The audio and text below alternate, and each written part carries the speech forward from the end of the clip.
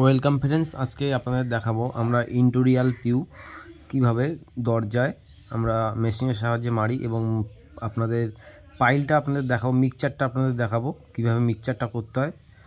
আপনারা দেখতে পাচ্ছেন এটা কিন্তু হার্ডনার আর এটা হচ্ছে ইন্টেরিয়াল পিউ। এই দুটো কিন্তু একসাথে প্যাকেট হয়ে আসে। হার্ডনার আর পিউ এক প্যাকেটে দুটোই থাকে। হার্ডনার হচ্ছে 200 গ্রাম আর পিউ হচ্ছে 800 গ্রাম। আর ওটা হচ্ছে পিউ থিনার, যেটা আমরা খুলছি ওটা হচ্ছে পিউ থিনার।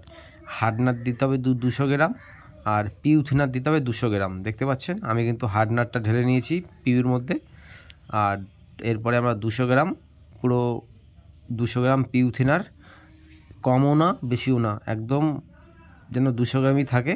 200 গ্রাম থিনার এই পিউর মধ্যে দিয়ে ভালো করে মিক্সিং করে নিতে হবে।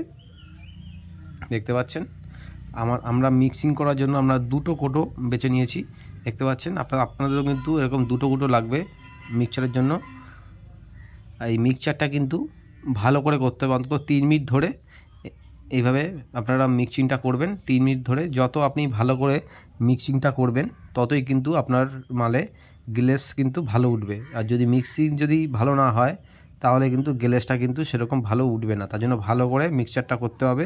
মিক্সচার করে অন্তত আমরা 2 থেকে 3 মিনিট রেখে দেবো। রেখে দেওয়ার পর তারপরে আমরা মেশিনের সাহায্যে মিক্সিংটা করব। এবার আপনারা দেখুন কিভাবে আমরা মিক্সিংটা করে মারি।